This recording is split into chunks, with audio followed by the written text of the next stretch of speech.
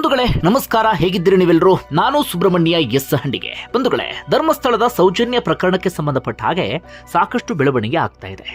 ಈ ಬೆಳವಣಿಗೆ ನಡುವೆ ಒಂದು ಖುಷಿಯ ವಿಚಾರ ಅಥವಾ ಸಮಾಧಾನದ ಸಂಗತಿ ಅಂದ್ರೆ ಇದು 12 ವರ್ಷದ ಹಿಂದಿನ ಪ್ರಕರಣ.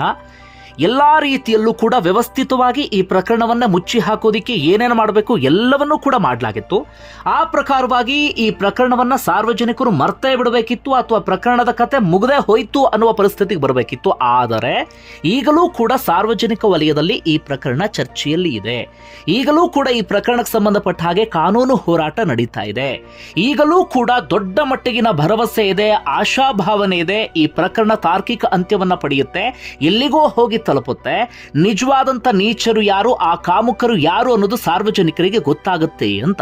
ಇದಕ್ಕೆ ಕಾರಣ ಅಂದ್ರೆ ನಿರಂತರವಾದಂತಹ ಹೋರಾಟ, ನಿರಂತರವಾಗಿ ಸಾರ್ವಜನಿಕರಿಗೆ ಒಂದಷ್ಟು ಸಂಗತಿಯನ್ನ ತಿಳಿಸಿದಂತಹ ಕಾರಣಕ್ಕಾಗಿ ಈ ಪ್ರಕರಣ ಈಗಲೂ ಕೂಡ ಜೀವಂತವಾಗಿದೆ. ಅದೇ ಸಮಾಧಾನದ ಸಂಗತಿ. ಎಲ್ಲಾ ರೀತಿಯಲ್ಲೂ ಕೂಡ ಮುಚ್ಚಿ ಹಾಕೋದಿಕ್ಕೆ ಪ್ರಯತ್ನ ಪಟ್ಟರೂ ಕೂಡ ಈ ಪ್ರಕರಣವನ್ನ ಜನರಿಂದ ಮರೆಸೋದಿಕ್ಕೆ ಸಾಧ್ಯ ಆಗ್ತಾ ಇಲ್ಲ. ಅದು ಒಂದು ನೆಮ್ಮದಿಯ ಸಂಗತಿ. ಈಗ ನಾನಿಲ್ಲಿ ಪ್ರಸ್ತಾಪ ಮಾಡೋದಕ್ಕೆ ಬಂದಿರುವಂತ ವಿಚಾರ ಅಂದ್ರೆ, ಇತ್ತೀಚೆಗಷ್ಟೇ ಈ ಪ್ರಕರಣಕ್ಕೆ ಸಂಬಂಧಪಟ್ಟ ಹಾಗೆ ಹೈಕೋರ್ಟ್ನ ತೀರ್ಪು ಬಂತು. ಅಂದ್ರೆ ಸೌಜನ್ಯ ಪ್ರಕರಣ ಮರುತನಿಖೆ ಆಗಬೇಕು ಅಂತ ಕುಟುಂಬಸ್ಥರು ಅರ್ಜಿ ಸಲ್ಲಿಸಿದ್ರು. ಸಂತೋಷ್ ರಾವ್ ಕಡೆಯಿಂದಲೂ ಕೂಡ ಒಂದು ಅರ್ಜಿಯನ್ನ ಸಲ್ಲಿಸಲಾಗಿತ್ತು. ಮತ್ತೊಂದು ಕಡೆಯಿಂದ ಸಿಬಿಐ ಕೂಡ ಅರ್ಜಿಯನ್ನ ಸಲ್ಲಿಸಿತ್ತು. ಎಲ್ಲವನ್ನೂ ಕೂಡ ಕೋರ್ಟ್ ಡಿಸ್ಮಿಸ್ ಮಾಡಿದೆ, ಅಂದ್ರೆ ಅರ್ಜಿಯನ್ನ ವಜಾಗೊಳಿಸಿದೆ. ಅರ್ಜಿಯನ್ನ ವಜಾಗೊಳಿಸಿದ ನಂತರ ನಾನಾ ರೀತಿಯಲ್ಲಿ ಪ್ರಕರಣಕ್ಕೆ ಸಂಬಂಧಪಟ್ಟ ಹಾಗೆ ಚರ್ಚೆ ಆಯಿತು. ಒಂದು ಅಂದ್ರೆ ಸೌಜನ್ಯ ಹೋರಾಟದಲ್ಲಿ ಒಂದು ರೀತಿಯಲ್ಲಿ ಗೆಲುವೆ ಮೊನ್ನೆಯ ಹೈಕೋರ್ಟ್ನ ತೀರ್ಪು. ಯಾಕಂದ್ರೆ ಸಂತೋಷ್ ರಾವ್ನೇ ಆರೋಪಿ ಅಂತ ಸಿಬಿಐ ಮೇಲ್ಮನವಿ ಸಲ್ಲಿಸಿತ್ತಲ್ಲ, ಆ ಮೇಲ್ಮನವಿಗೆ ಸಂಬಂಧಪಟ್ಟಂತ ಅರ್ಜಿಯನ್ನು ಕೂಡ ಕೋರ್ಟ್ ವಜಾಗೊಳಿಸಿದೆ. ಅಂದ್ರೆ ಸಂತೋಷ್ ರಾವ್ ಆರೋಪಿ ಅಲ್ಲ ಅನ್ನೋದನ್ನ ಹೈಕೋರ್ಟ್ ಕೂಡ ಹೇಳ್ತಾ ಇದೆ. ಇಲ್ಲಿ ಮತ್ಯಾರೋ ಇದ್ದಾರೆ ಅನ್ನೋದನ್ನು ಕೂಡ ಹೈಕೋರ್ಟ್ ಬಲವಾಗಿ ಹೇಳ್ತಾ ಇದೆ. ಸೌಜನ್ಯ ಪರ ಹೋರಾಟಗಾರರು ಮನೆಯವರು ಕೂಡ ಹೇಳ್ತಾ ಇದ್ದಿದ್ದು ಅದನ್ನೇ, ಸಂತೋಷ್ ರಾವ್ ಆರೋಪಿ ಅಲ್ಲ, ಇಲ್ಲಿ ಬೇರಾರೋ ಇದ್ದಾರೆ ಅಂತ. ಇದೀಗ ಟ್ರಯಲ್ ಕೋರ್ಟ್ ಮಾತ್ರ ಅಲ್ಲ, ಹೈಕೋರ್ಟ್ ಕೂಡ ಅದೇ ಮಾತನ್ನ ಒತ್ತಿ ಒತ್ತಿ ಹೇಳ್ತಾ ಇದೆ. ಹೀಗಾಗಿ ಒಂದು ಹಂತಕ್ಕೆ ಇದು ಗೆಲುವು. ಆದರೆ ತುಂಬಾ ಜನರಿಗೆ ಇದ್ದಂತಹ ಆಶಾಭಾವನೆ ಅಥವಾ ಭರವಸೆ ಅಥವಾ ಜನ ಅಂದ್ಕೊಳ್ತಾ ಇದ್ದೇನಪ್ಪ ಅಂದ್ರೆ, ಪ್ರಕರಣಕ್ಕೆ ಸಂಬಂಧಪಟ್ಟ ಹಾಗೆ ಮರು ತನಿಖೆ ಆಗಬೇಕು ಅಂತ. ಆದರೆ ಮರು ತನಿಖೆಗೆ ಸಂಬಂಧಪಟ್ಟಂತ ಅರ್ಜಿಯನ್ನ ಕೂಡ ಕೋರ್ಟ್ ವಜಾಗೊಳಿಸಿದೆ. ಹಾಗೆ ತುಂಬಾ ಜನ ನಿರಾಸೆಗೊಳಗಾಗಿದ್ರು. ಈ ನಮ್ಮ ನೆಲದಲ್ಲಿ ನ್ಯಾಯ ಸಿಗೋದಕ್ಕೆ ಸಾಧ್ಯ ಇಲ್ಲ, ಕೋರ್ಟ್ ಯಾಕೆ ಹೀಗೆ ಮಾಡಿಬಿಡ್ತು ಅಂತ. ಜೊತೆಗೆ ಆಗ ಆ ಪ್ರಶ್ನೆಗೆ ಉತ್ತರವೂ ಕೂಡ ಸಿಕ್ಕಿರಲಿಲ್ಲ, ಯಾಕೆ ಮರು ತನಿಖೆಗೆ ಸಂಬಂಧಪಟ್ಟಂತ ಅರ್ಜಿಯನ್ನ ಕೋರ್ಟ್ ವಜಾಗೊಳಿಸ್ತು ಅಂತ.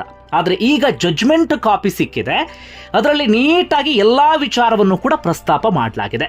ಹಾಗಾದ್ರೆ ಜಡ್ಜ್ಮೆಂಟ್ ಕಾಪಿಯಲ್ಲಿ ಇರುವಂತ ಸಂಗತಿ ಏನು, ವಿಸ್ತೃತವಾಗಿ ಹೇಳ್ತಾ ಹೋಗ್ತೀನಿ, ನೀಟಾಗಿ ಅದನ್ನ ಅರ್ಥ ಮಾಡ್ಕೊಳ್ಳಿ. ಮೊದಲ ಸಂಗತಿ ಜಡ್ಜ್ಮೆಂಟ್ ಕಾಪಿಯಲ್ಲಿ ಇರೋದೇನಪ್ಪ ಅಂದ್ರೆ ಎಲ್ಲರೂ ಆರ್ಗ್ಯುಮೆಂಟ್ ಅನ್ನು ಕೂಡ ಜಡ್ಜ್ ನೀಟಾಗಿ ಕೇಳಿಸ್ಕೊಂಡಿದ್ದಾರೆ. ಅಂದ್ರೆ ಸೌಜನ್ಯ ಪರ ಬಾಲಕೃಷ್ಣ ಲಾಯರ್, ಹಾಗೆ ಸಂತೋಷ್ ರಾವ್ ಪರವಾಗಿ ಮೋಹಿತ್ ಕುಮಾರ್ ಅವರಿದ್ದಾರೆ, ಸಿಬಿಐ ಪರವಾಗಿ ಪ್ರಸನ್ನ ಕುಮಾರ್, ಈಗ ದರ್ಶನ್ ಪ್ರಕರಣಕ್ಕೆ ಸಂಬಂಧಪಟ್ಟ ಹಾಗೆ SPP ಆಗಿದ್ದಾರಲ್ಲ, ಸ್ಪೆಷಲ್ ಪಬ್ಲಿಕ್ ಪ್ರಾಸಿಕ್ಯೂಟರ್ ಆಗಿದ್ದಾರಲ್ಲ, ಅವರು ಕೂಡ ಸಿಬಿಐ ಪರ ವಕೀಲರು ಪ್ರಸನ್ನ ಕುಮಾರ್ ಅವರ ವಾದವನ್ನ, ಜೊತೆಗೆ ರಾಜ್ಯ ಸರ್ಕಾರದ ಪರ SPP ಯಾರು ಇರ್ತಾರೆ ಅವರ ವಾದವನ್ನು ಕೂಡ ಕೋರ್ಟ್ ನೀಟಾಗಿ ಆಲಿಸಿ ಅಂತಿಮವಾಗಿ ಈ ತೀರ್ಪನ್ನ ಕೊಟ್ಟಿದೆ. ಕೋರ್ಟ್ ಬಹಳ ಸ್ಪಷ್ಟವಾಗಿ ಹೇಳ್ತಿರುವಂತಹ ಸಂಗತಿ ಏನಪ್ಪಾ ಅಂದ್ರೆ, ಟ್ರಯಲ್ ಕೋರ್ಟ್ ಕೊಟ್ಟಿರುವಂತಹ ಅಥವಾ ಟ್ರಯಲ್ ಕೋರ್ಟ್ ಏನನ್ನ ಗಮನಿಸಿದೆ ಅದೆಲ್ಲವೂ ಕೂಡ ನೀಟಾಗಿದೆ ಅಥವಾ ಬಹಳ ಸ್ಪಷ್ಟವಾಗಿದೆ. ಕೊನೆಗೆ ಹಿಂದಿನ ಕೋರ್ಟ್ನಲ್ಲಿ ಏನ್ ತೀರ್ಪು ಬಂದಿದೆ ಆ ತೀರ್ಪು ಕೂಡ ಸರಿಯಾಗಿದೆ ಅಂತ ಹೈಕೋರ್ಟ್ ಕೂಡ ಹೇಳ್ತಾ ಇದೆ. ಇದು ಮೊದಲ ಸಂಗತಿ. ಜೊತೆಗೆ ಹೈಕೋರ್ಟ್ ಕೂಡ ಬಹಳ ಸ್ಪಷ್ಟವಾಗಿ ಹೇಳ್ತಾ ಇದೆ, there is no evidence on record which connects the accused with the crime. ಅಂದ್ರೆ ಸಂತೋಷ್ ರಾವ್ ಎನ್ನುವಂತಹ ವ್ಯಕ್ತಿ ಇದ್ದಾನಲ್ಲ, ಈತನ ವಿರುದ್ಧ ಯಾವುದೇ ಸಾಕ್ಷಿಯೂ ಕೂಡ ಇಲ್ಲ. ಅಂದ್ರೆ ಲ್ಯಾಕ್ ಆಫ್ ಎವಿಡೆನ್ಸ್ ಅಲ್ಲ. ತುಂಬಾ ಜನರ ವಾದ ಏನಪ್ಪಾ ಅಂದ್ರೆ, ಸಾಕ್ಷ್ಯಾಧಾರದ ಕೊರತೆಯ ಕಾರಣಕ್ಕಾಗಿ ಸಂತೋಷ್ ರಾವ್ ಬಚಾವಾಗ್ಬಿಟ್ಟ, ಸಂತೋಷ್ ರಾವ್ನೇ ಆರೋಪಿ ಅನ್ನೋದು ತುಂಬಾ ಜನರ ವಾದ ಆಗಿತ್ತು. ಆದ್ರೆ ಇಲ್ಲಿ ಹೈಕೋರ್ಟ್ ಕೂಡ ಬಹಳ ಸ್ಪಷ್ಟವಾಗಿ ಹೇಳ್ತಾ ಇದೆ, there is no evidence. Santosh ರಾವ್ರನ್ನ ಈ ಪ್ರಕರಣದಲ್ಲಿ ಕನೆಕ್ಟ್ ಮಾಡೋದಿಕ್ಕೆ ಯಾವುದೇ ಎವಿಡೆನ್ಸ್ ಕೂಡ ಇಲ್ಲ. ಟ್ರಯಲ್ ಕೋರ್ಟ್ ಅದನ್ನ ಬಹಳ ನೀಟಾಗಿ ಗಮನಿಸಿದೆ, ನೀಟಾದಂತ ತೀರ್ಪು ಕೊಟ್ಟಿದೆ ಅನ್ನೋದನ್ನ ಹೈಕೋರ್ಟ್ ಹೇಳ್ತಾ ಇದೆ. ಅಂದ್ರೆ ಹಿಂದಿನ ಕೋರ್ಟಿನ ತೀರ್ಪನ್ನ ಹೈಕೋರ್ಟ್ ಬಹಳ ಸ್ಪಷ್ಟವಾಗಿ ಒಪ್ಕೊಳ್ತಾ ಇದೆ. ಸುಖ ಸುಮ್ಮನೆ ಒಪ್ಕೊಳ್ಳೋಕೆ ಸಾಧ್ಯ ಇಲ್ಲ. ಎಲ್ಲವನ್ನೂ ಕೂಡ ಅಳೆದು ತೂಗಿ ಎಲ್ಲರ ಆರ್ಗ್ಯುಮೆಂಟ್ ಅನ್ನ ಕೂಡ ಕೇಳಿ ಕೋರ್ಟ್ ಇಂಥದೊಂದು ತೀರ್ಪನ್ನ ಕೊಟ್ಟಿದೆ. ಸಿಬಿಐ ಹೇಳ್ತಾ ಇತ್ತು ನಮ್ಮ ಹತ್ರ ಸಾಕ್ಷಿ ಇದೆ, ಸಂತೋಷ್ ರಾವೆ ಅನ್ನೋದಕ್ಕೆ ನಾವು ಸಾಕ್ಷಿ ಇದೆ, ನಾವು ಪ್ರೂವ್ ಮಾಡ್ತೀವಿ ಅಂತ ಹೇಳಿ. ಆದ್ರೆ ಸಿಬಿಐಗೂ ಕೂಡ ಅದು ಸಾಧ್ಯ ಆಗಿಲ್ಲ.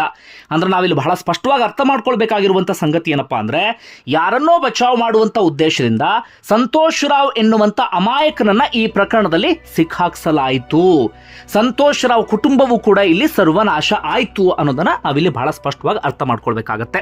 ಹಾಗೆ ತುಂಬ ಜನರ ವಾದ ಇದ್ದಿದ್ದೇನಪ್ಪ ಅಂದರೆ ರೀಇನ್ವೆಸ್ಟಿಗೇಷನ್ಗೆ ಕೋರ್ಟ್ ಒಪ್ಕೊಂಡಿಲ್ಲ, ಕೋರ್ಟು ಸಾರಾಸಗಟವಾಗಿ ಅದನ್ನು ತಳ್ಳಿ ಹಾಕಿಬಿಟ್ಟಿದೆ ಅಂತ ಹೇಳಿ. ಹಾಗಾಗಿಲ್ಲ. ಆ್ಯಕ್ಚುಲ್ ಆಗಿ ಕೋರ್ಟ್ ಏನು ಹೇಳಿದೆ ಅನ್ನೋದನ್ನು ಕೂಡ ನಾವಿಲ್ಲಿ ಬಹಳ ಸ್ಪಷ್ಟವಾಗಿ ಗಮನಿಸಬೇಕಾಗತ್ತೆ. ಕೋರ್ಟ್ ರೀಇನ್ವೆಸ್ಟಿಗೇಷನ್ ಮಾಡೋದೇ ಬೇಡ ಅಂತ ಹೇಳಿಲ್ಲ. ಕೋರ್ಟ್ ಏನು ಹೇಳುತ್ತೆ ಇಲ್ಲಿ ಅಂದರೆ, if Santosh Rao was not the one who committed crime, there must be somebody else.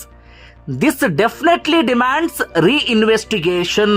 ಮತ್ತೊಮ್ಮೆ ಹೇಳ್ತೀನಿ, if Santosh Rao was not the one who committed crime, there must be somebody else. This definitely demands reinvestigation.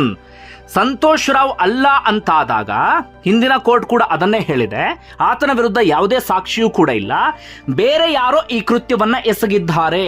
ಸೌಜನ್ಯಳನ್ನ ಗಾಳಿ, ಭೂಮಿ, ನೀರು ಇದ್ಯಾವುದು ಕೂಡ ಬಂದು ಅತ್ಯಂತ ಭೀಕರವಾಗಿ ಆಕೆಯನ್ನ ಬಳಸಿಕೊಂಡು ಆಕೆ ಪ್ರಾಣ ತೆಗೆಯೋದಕ್ಕೆ ಸಾಧ್ಯ ಇಲ್ಲ. ಯಾರೋ ಇದ್ದಾರೆ, ಅದಂತೂ ಪಕ್ಕ. ಈ ಪ್ರಕರಣ ರೀಇನ್ವೆಸ್ಟಿಗೇಷನ್ ಕೂಡ ಆಗಬೇಕು. ರೀಇನ್ವೆಸ್ಟಿಗೇಷನ್ ಆಗುವಂತ ಎಲ್ಲ ಅರ್ಹತೆಯೂ ಕೂಡ ಈ ಪ್ರಕರಣಕ್ಕೆ ಇದೆ. ರೀಇನ್ವೆಸ್ಟಿಗೇಷನ್ ಆಗಲೇಬಾರದು ಅಂತ ನಾವು ಹೇಳ್ತಾ ಇಲ್ಲ, ಇದನ್ನ ಕೋರ್ಟ್ ಹೇಳ್ತಾ ಇದೆ. ಇದು ಸೌಜನ್ಯ ಹೋರಾಟಕ್ಕೆ ಸಂಬಂಧಪಟ್ಟ ಹಾಗೆ ಒಂದು ದೊಡ್ಡ ಗೆಲುವು ಅಂದ್ರೂ ಕೂಡ ತಪ್ಪಾಗ್ಲಿಕ್ಕಿಲ್ಲ. ಮುಂದಿನ ಕಾನೂನು ಹೋರಾಟಕ್ಕೆ ಈ ಮಾತು ಇಲ್ಲಿ ಸಹಕಾರಿಯಾಗುತ್ತೆ. ನಾವು ಬಹಳ ಸ್ಪಷ್ಟವಾಗಿ ಗಮನಿಸಬೇಕು, ರೀಇನ್ವೆಸ್ಟಿಗೇಷನ್ ಆಗಬೇಕು. ಆದರೆ ಇಲ್ಲಿ ಸಮಸ್ಯೆ ಆಗಿರೋದು ಏನು? ರೀಇನ್ವೆಸ್ಟಿಗೇಷನ್ ಏನಾದರೂ ನಾವು ಆದೇಶವನ್ನ ಕೊಟ್ವಿ ಅಂತ ಇಟ್ಕೊಳ್ಳಿ, ಅದರ ಸಮಸ್ಯೆ ಆಗೋದು ಏನಪ್ಪಾ ಅಂದ್ರೆ, there were no eye witnesses and the case depended on circumstances. Nobody saw the girl being forcibly taken by the suspects or somebody else. Medical evidence cannot be improved, and so also the forensic evidence. It is doubtful that evidence that could not be collected at the golden hour is still available. ಅಂದ್ರೆ ಇಲ್ಲಿ ಬಹಳ ಸ್ಪಷ್ಟವಾಗಿ ಹೇಳ್ತಾ ಹೋಗ್ತಾರೆ. ಜೊತೆಗೆ ಇನ್ನೊಂದು ಸಾಲಿದೆ ಇಲ್ಲಿ, no useful purpose would be served even if reinvestigation is permitted. ಅಂದ್ರೆ ಬಹಳ ಸ್ಪಷ್ಟವಾಗಿ ಹೇಳ್ತಾ ಹೋಗ್ತಾರೆ ಇಲ್ಲಿ, ಹೌದಪ್ಪ ರೀಇನ್ವೆಸ್ಟಿಗೇಷನ್ ಕೊಡ್ತೀವಿ, ಆದರೆ ಯಾವುದೇ ಐ ವಿಟ್ನೆಸ್ ಇಲ್ಲ, ಕಣ್ಣಿಂದ ಕಂಡಂಥವರು ಇಲ್ಲ, ಕೇವಲ ಸಾಂದರ್ಭಿಕ ಸಾಕ್ಷಿಯ ಮೇಲೆ ಇದೆಲ್ಲವೂ ಕೂಡ ನಿಂತಿದೆ. ಆ ಹೆಣ್ಣು ಮಗಳನ್ನ ಒತ್ತಾಯಪೂರ್ವಕವಾಗಿ ಎಳ್ಕೊಂಡು ಹೋಗಿರೋದನ್ನ ಯಾರೂ ಕೂಡ ನೋಡಿಲ್ಲ. ಜೊತೆಗೆ ಮೆಡಿಕಲ್ ಎವಿಡೆನ್ಸ್ ಅದೆಲ್ಲವನ್ನು ಕೂಡ ಸರ್ವನಾಶ ಮಾಡಿ ಹಾಕಿಬಿಟ್ಟಿದ್ದಾರೆ. ವಜನಲ್ ಸ್ವಾಬ್ ವಿಚಾರ ಆಗಿರಬಹುದು, ಬೇರೆ ಬೇರೆ ಅವೆಲ್ಲವೂ ಕೂಡ ಸರ್ವನಾಶ ಆಗಿ ಹೋಗ್ಬಿಟ್ಟಿದೆ. ಜೊತೆಗೆ ಗೋಲ್ಡನ್ ಟೈಮ್ನಲ್ಲೇ ಸರಿಯಾದ ರೀತಿಯಲ್ಲಿ ಸಾಕ್ಷಿಯನ್ನ ಕಲೆ ಹಾಕಿಲ್ಲ. ಗೋಲ್ಡನ್ ಟೈಮ್ನಲ್ಲೇ ಸಾಕ್ಷಿ ಎಲ್ಲವೂ ಕೂಡ ನಾಶ ಆಗಿ ಹೋಗ್ಬಿಟ್ಟಿದೆ. ಈಗಲೂ ಕೂಡ 12 ವರ್ಷದ ನಂತರವೂ ಕೂಡ ಸಾಕ್ಷಿ ಇರುತ್ತೆ ಅಂತ ನಾವು ಯಾವ ರೀತಿಯಲ್ಲೂ ಕೂಡ ಪರಿಗಣಿಸೋಕೆ ಸಾಧ್ಯ ಆಗೋದಿಲ್ಲ ಅನ್ನೋದು ಕೋರ್ಟ್ ಹೇಳ್ತಾ ಹೋಗುತ್ತೆ. ಹಾಗೆ ಇನ್ನೊಂದು ವಿಚಾರವನ್ನ ಇಲ್ಲಿ ಪ್ರಸ್ತಾಪ ಮಾಡಿದ್ದಾರೆ. ಸಿಬಿಐ ಪರ ವಕೀಲರು ಪ್ರಸನ್ನ ಕುಮಾರ್ ಇದ್ದಾರಲ್ಲ, ಅವರು ಕೂಡ even Shri P Prasanna Kumar did not disagree that in the case on hand reinvestigation can be ordered if the criminal appeal filed by the CBI is dismissed.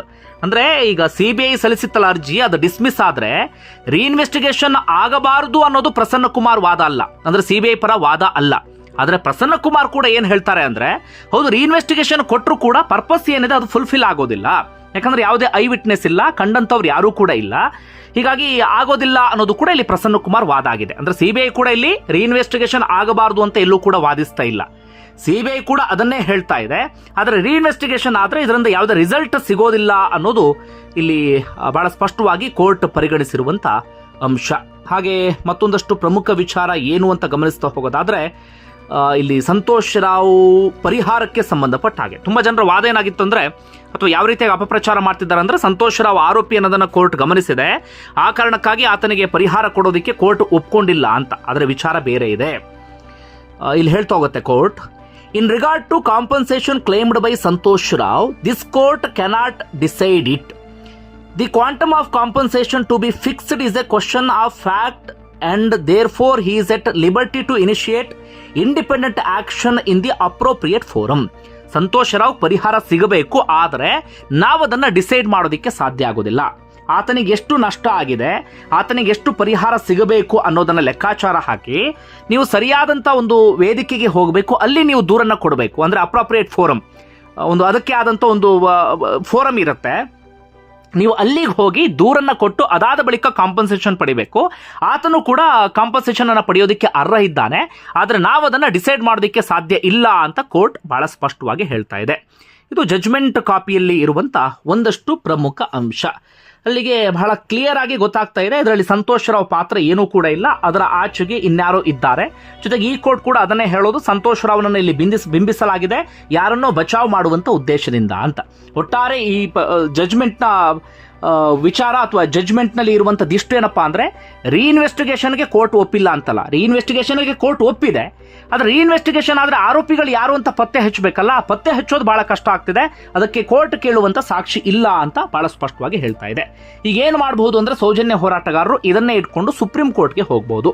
High court ಇನ್ನೂ ಒಂದಷ್ಟು ವರ್ಷಗಳ ಕಾಲ ತಳ್ಳಿ ಬಿಟ್ಟಿದ್ರೆ ಈ ಪ್ರಕರಣವನ್ನ ಬಹಳ ಕಷ್ಟ ಆಗಿಬಿಡೋದು, ನ್ಯಾಯ ಸಿಗೋದು. ಆದ್ರೆ ಹೈಕೋರ್ಟ್ ಬಹಳ ಬೇಗ ಇದನ್ನ ಕ್ಲಿಯರ್ ಮಾಡಿದೆ. ಹೀಗಾಗಿ ಸುಪ್ರೀಂ ಕೋರ್ಟ್ಗೆ ಹೋಗೋದಕ್ಕೆ ರೂಟ್ ಓಪನ್ ಆದಂತಾಗಿದೆ. ಸೌಜನ್ಯ ಎನ್ನುವಂತ ಹೆಣ್ಣು ಮಗಳಿಗೆ ನ್ಯಾಯ ಸಿಗುತ್ತೆ ಎನ್ನುವಂತ ಭರವಸೆ ಈ ಕ್ಷಣಕ್ಕೂ ಇದೆ. ಬಂಧುಗಳೇ, ನಿಮ್ಗೆ ಏನಿಸ್ತದೆ ಅದನ್ನು ಕಮೆಂಟ್ ಬಾಕ್ಸ್ ಅಲ್ಲಿ ಮೆನ್ಷನ್ ಮಾಡಿ. ಧನ್ಯವಾದ ವಿಡಿಯೋ ನೋಡಿದ್ದಕ್ಕಾಗಿ.